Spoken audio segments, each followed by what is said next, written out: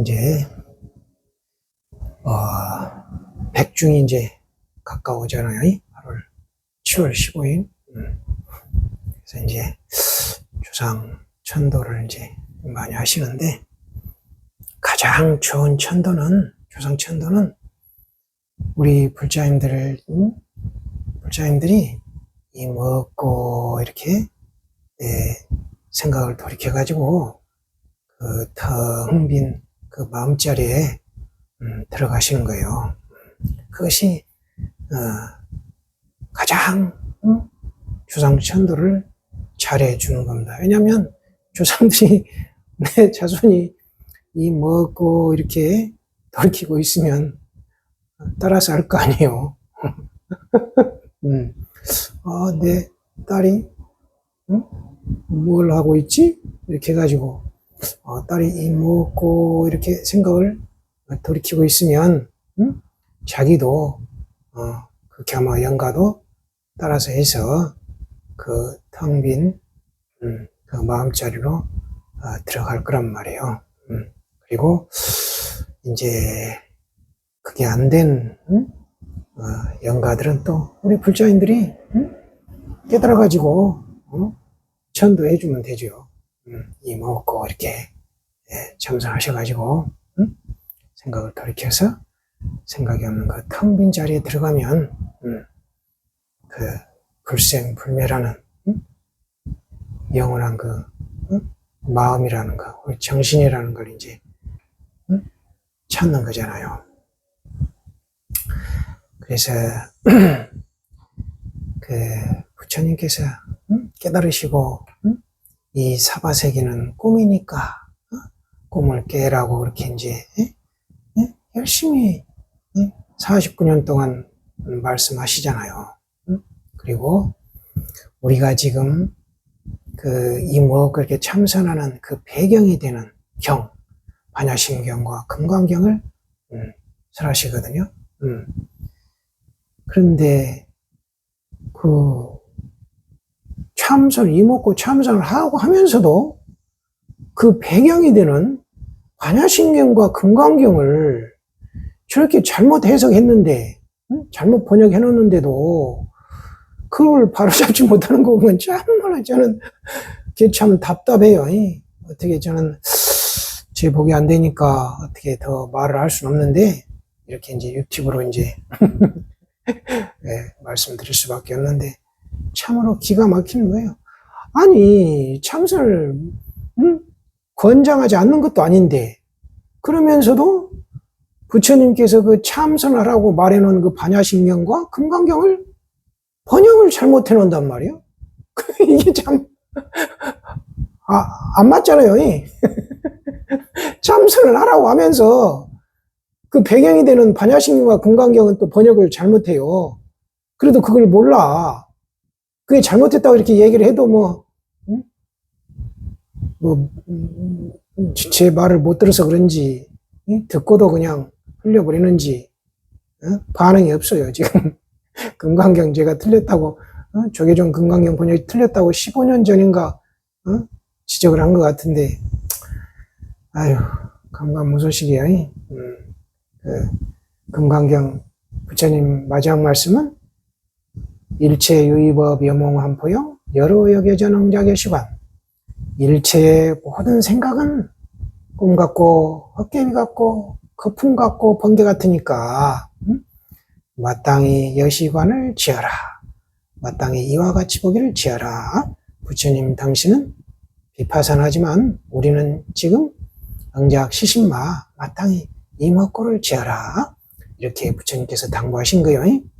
그러니까 금강경은 참선하라는 말씀이잖아요. 그 지금 우리가 참선하라고 권장하면서 이 참선하라고 당부하신 부처님 말씀을 번역을 잘못해요. 번역을 잘못하는 건 금강경이 아니잖아요. 반야심경도 마찬가지예요. 아제아제 바라제 바라승아제 모지사바 이게 주문이 아니에요. 이거는 그냥 가세가세 열반으로 가세 열반으로서 가서 깨달음을 성취하세 이렇게 번역해 놔야 되는 후렴구예요. 후렴구 얼마나 멋진 경인지 몰라요. 반야 바람일다가 너무나 위대하니까 그것이 마치 주문 것 같다 이 말이에요. 왜냐하면 반야바람일다 이 먹고 이렇게 의심하면 바로 텅 빈 마음자리에 들어가기 때문에 예? 너무나 그 신비한 주문과 같단 말이에요. 반야바람일다가. 그러니까 우리 모두 반야바람일다를 수행해가지고 깨닫자고 이렇게 권장하는 경이 반야심경이거든요. 얼마나 멋진 경인지 몰라요. 그 짧은 경에.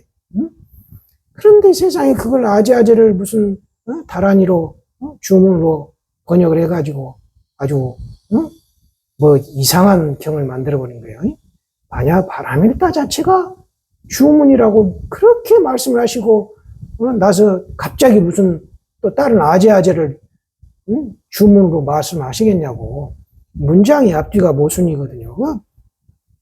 글을 조금만 볼 줄 아는 사람들은 금방 보는데 참 그런 거 보면 답답합니다. 우리 불자님들은 절대 그런 데 속지 마시고 제가 일러드린 대로 한번 다시 반야심경 금강경을 보십시오.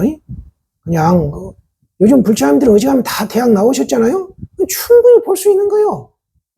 안 해서 그렇지. 그러니까 분명히 우리 불자님들 눈으로 확인하시고 그건 뭐 귀찮으시면 제 말 들으시고 그냥 이먹고 참고하시면 됩니다. 이번 시간에는 그 설봉 스님 설봉 스님이 깨닫게 된 그 일화를 한번 알아보겠습니다. 이 설봉 스님은 좀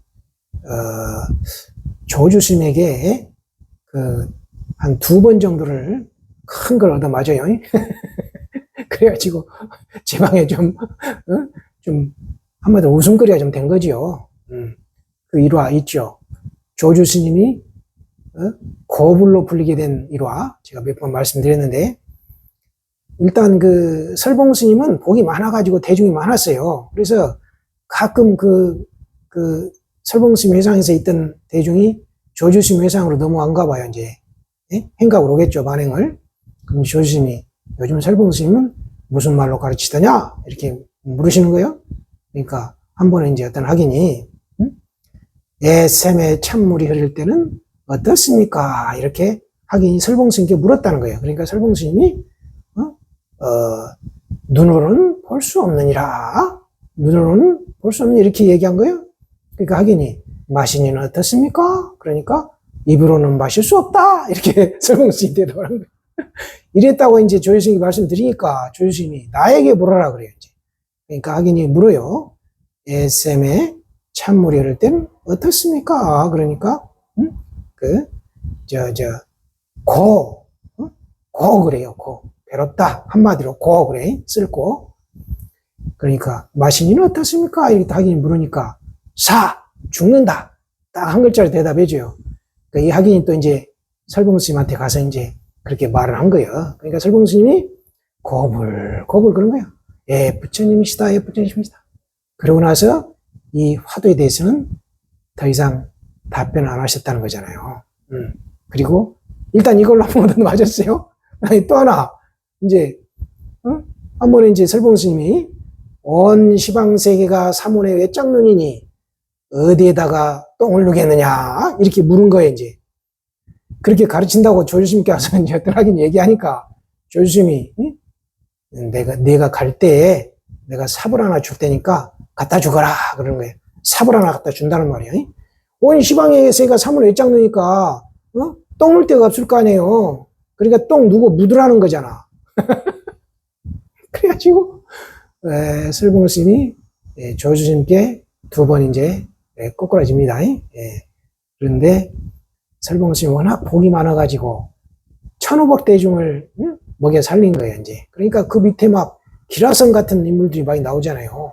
운문선사도 그렇고 운문스님, 장경 스님, 뭐 아무튼 많아요. 몇 대인데 이제 이름이 생각이 안 나는데, 그러니까 이제 또 여전히 이제 큰 스님이 되는 거죠. 아니 뭐 또 이렇게 서로 부딪혀가지고 뭐 질 수도 있는 거죠 뭐.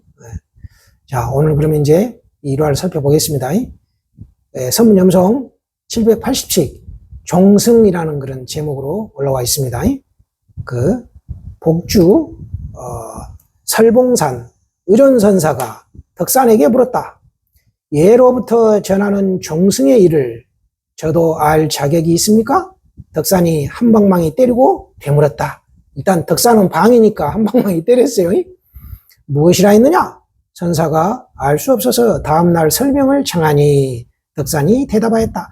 나의 종에는 어구가 없다. 말이 없다 이 말이. 진실로 한 법도 남에게 줄 것이 없느니라. 그러죠. 텅 빈 마음자리 뭐가 있겠어요. 선사는 이로 인해 깨달았다. 나중에 어떤 스님이 선사에게 물었다. 화상이 덕산을 보았을 때 무엇을 깨달았기에 당장에 그만두셨습니까? 나는 맨손으로 갔다가 맨손으로 왔느니라. 설봉스님이 이렇게 답변했다는 거예요. 보령용이 송했다. 이 병을 얻은 뒤 세월이 무수하니 의원 찾고 점을 치는 등 많은 스승 거쳤네.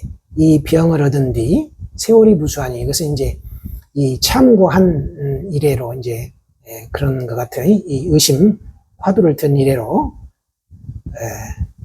무수히 이제 스승을 찾았다 이 말이죠. 통신산 짙게다려 한 번 먹이니 온몸에 피와 땀이 흠뻑 흐르네. 이것은 이제 덕산 스님이 한 방망이 두들겨 준 거, 그것을 얘기하는 것 같아요. 이 통신산이라는 것은 아마 감기약 비슷한 것 같아요. 통신, 온몸을 통해주는 그런 이야기라 하니까. 자, 신문분이 송했다. 보고 나면 분명하여 아무 일도 없으니 이 없단 말은 공허가 아니네. 공허한 것이 아니네. 빈 것이 아니네. 고개 돌려 없음도 없는 길을 밟아 끊어야 무무로 없음도 없는 길을 밟아 끊어야 고개를 돌려. 자, 고개를 돌린다는 건 무슨 말이겠어요? up시안들 제가 매번 말씀드렸으니까 금방 알 수 있겠죠. 돌아와서 중도에 도달했음을 비로소 허락하네. 자, 고개를 돌려 없음도 없는 길을 밟아 끊어버려야 돌아와서 중도에 도달했다고 비로소 인정한다 이 말이에요. 중도, 이 중도가 뭔지, 이 중도가 불교의 근본 진리입니다. 이 말을 공부인들은 알아야 돼요. 이 중도가 뭔지. 참 이게 알고 나면 한 푼어치도 안 되는데 참 모르면 답답하죠. 답답한 게 좋은 거라 그랬죠. 돌이킬 수 있으니까.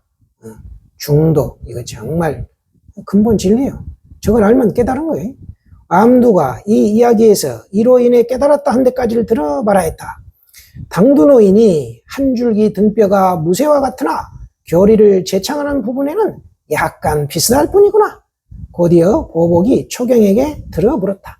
암두가 말한 평생에 어떤 말이 덕산보다 낫기에 그렇게 말했습니까? 암두지가 말한 어떤 말이 덕산보다 낫기에 그렇게 말했느냐고 묻는 거예요. 초경이 대답하였다. 그대 보지 못했는가? 암두가 말하기를 마치 어떤 사람이 활쏘기를 배우는데 오래오래 익히면 관역에 잘 맞는 것과 같다고 하였느니라. 아마 이게 이제 이 먹고 이 참선을 오래오래 하면 이것과 같다는 얘기인 것 같죠. 자, 이 먹고 이렇게 해가지고 의심해가지고 자꾸 생각을 돌이켜서 생각이 일어난 자리를 보면 오래 익히면 관역에 잘 맞는 것 같다 이 말. 쉬워진다 이 말이에요. 쉽게 이목구에서 그 자리에 들어가니까. 보복이 다시 물었다. 맞은 뒤에는 어떠합니까? 어떻게 합니까? 초경이 물었다. 전살이야. 이 보복 스님 얘기하니 간지러움과 아픔을 모르는 것이 아닌가? 이제 쓸데없이 이제 또 묻는다 이거. 화상이 오늘 거론한 이야기만이 아닙니다. 초경이 말했다. 살이야. 이 무슨 심보인가? 자꾸 이제 어떤 말꼬리를 잡는 것 같이 얘기하니까 지금 무슨 심보인가 뻔히 알면서도 지금 지가 물으니까 지금 아마 이렇게 한 것 같아요. 나중에 명초가 듣고 말아 했다. 알량한 초경이 말과 이름을 잘못 내렸구나. 다나 순이 말하 했다.